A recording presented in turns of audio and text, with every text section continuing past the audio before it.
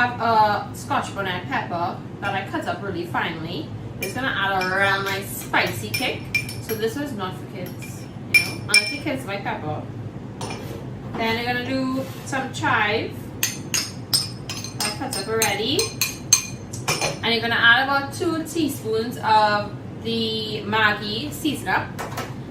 You could use chicken one here. I don't have any chicken right now, so I'm gonna use some nice good old all-purpose. So that's about 2 teaspoons. And I always say, don't forget that this has salt already, so please you don't need to add any more salt. Okay, so I'm gonna give this a good mix. Okay, so let's talk other ingredients while I mix this up. You are gonna need a tablespoon of all-purpose flour. I have a cup and 2/3 of carnation evaporated milk. I portioned that out already. And then I have some peppers and onions that I cut up, and that's gonna go in our sauce. Okay. This recipe can be found on Nestle Recipes Caribbean. So I always say, don't feel like you need to keep up with me in terms of the quantities and so. It's always gonna be up there. You could resort back to it tomorrow or whenever. Alright, so I think I have a really nice mix here, and there are a lot of nice colors in here. So when you're picking your pepper, maybe choose like a red or yellow one, because the chives are green and it's gonna add some real nice color to your meatballs. All right, so let's get this. We're just gonna roll these out now. So yeah, I'm gonna roll these out as fast as I can. A lot of questions that I get sometimes when I make dishes like this. They always say, like, you know, you never really tell us what to serve it with. And honestly, it's kind of up to you what you like to serve your stuff with. This dish in particular, I would serve over some nice creamy mashed potatoes. I actually really have been digging sweet potato mash recently. Or even if you want to sneak a little bit of other provisions in your mashed potato, you can mix them. That does really well. And if you're not so much into pepper, you could skip the Scotch bonnet pepper altogether and just maybe put something else. You could maybe cut up some pimentos. That would be nice. But like I said, I always go for some nice colorful ones, because chicken you can really see, you know, you could see the seasoning. So it would be nice to use some nice colored ones. Alright. Also, I just thought about this. If you are maybe a couple, or you live alone and you want to make this recipe and you're like, but that's a lot of meatballs just for me or me and babe, you could roll out all and you could freeze them and Ziploc bag them, or you could make these into burgers if you wanted to. This, you can save half of the mixture and make some patties and put it into some bread. It's really important when you get into the kitchen to really be creative, you know. It makes it fun, and you feel like you're not working almost. Alright, I'm almost done, just a few more. In the meantime, I am going to turn my pan on so that it gets hot. And the nice thing about using chicken instead of red meat all the time is this minced chicken is breast, so it's pretty lean. So it's a really, really nice alternative to the traditional beef meatball. Alright, I got about 16 meatballs here. I'm gonna give my hands a wash. Okay, great. So, I forgot to mention earlier that I did grease this pan before. So if you don't want to saute your meatballs, you could totally bake this. You'd bake it on a high heat, so 425, 400 for about 20 minutes, and I would rotate the meatballs every 10 minutes, or even turn your pan around in the oven and give it your meatballs a turn over so that they're golden on each side. So to this pan, I am just going to add a little bit of olive oil. Okay, and to that I'm going to start adding my meatballs.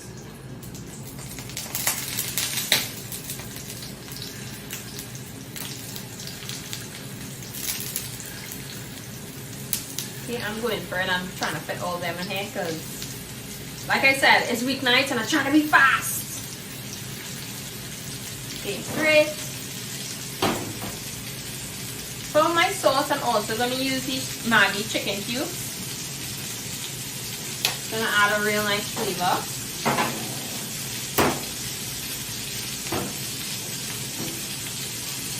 So now that your meatballs in the pan, you don't want to mess with them too much. You want them to get a little golden on the side before you start to like poke at them, because you don't want them to start to crumble. There are no eggs or breadcrumbs in this recipe, so it is technically gluten free.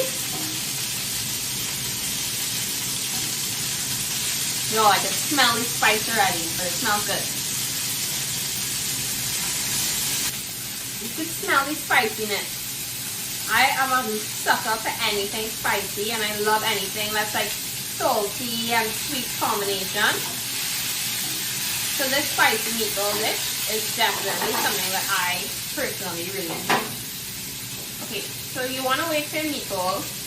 Mine has started to develop a really nice golden color on the top. So I kind of give them a flip, and I'm going to let them start to develop a golden color on the bottom. And when they were halfway cooked, I'm going to start to add in my onions.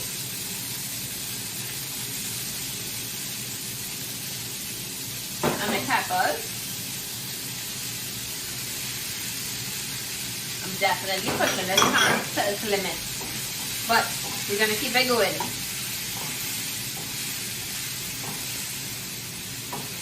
Make this, you could use a bigger pan. If you're adventurous like me, you could use a small one. And challenge yourself not to make any mess.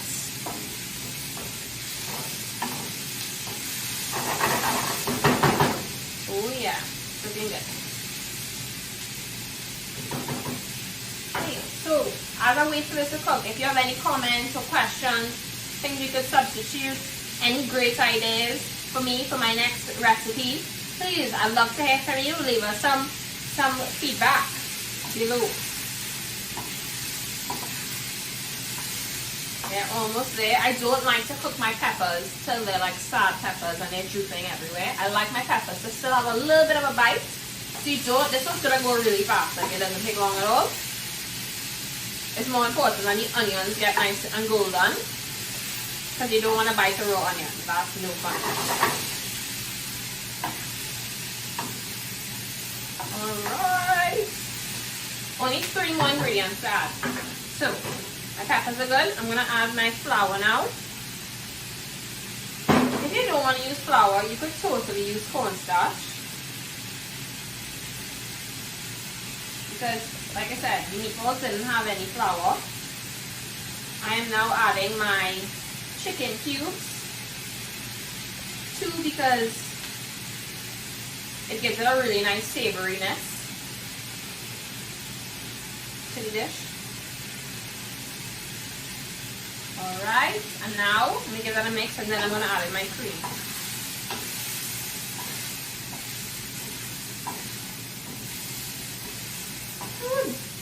Yo, look at that thank me dinner never was so easy before.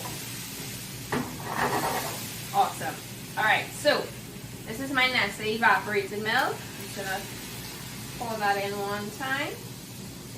And the nice thing about this is that nothing is lost. That chicken flavor that when your chicken was sauteing, it's gonna stay in this one pot and everything. So even when you bake, like baking is great because you know you cut the amount of oil you need to use. But this would be my preferred method because you don't lose any flavor. Everything sits and just absorbs into that meatball and just gets really savory and very delicious, and oh gosh, seriously. Okay, I can turn this up a bit now. I'm gonna go ahead and get a dish to put this in. Have a dish ready to go. And like I said, you could serve this with mash, you could serve this over spaghetti, anything you really want. You could even do use a Maggi seasoning and do a rice it up like a flavored rice pilaf and put this on top. Oh yeah. Or even, you know what might be nice, like if you use some Maggi and use the coconut milk powder and make a nice coconut rice to go with this. I tell you, the possibilities are really endless. Alright, so my sauce is starting to thicken up nicely.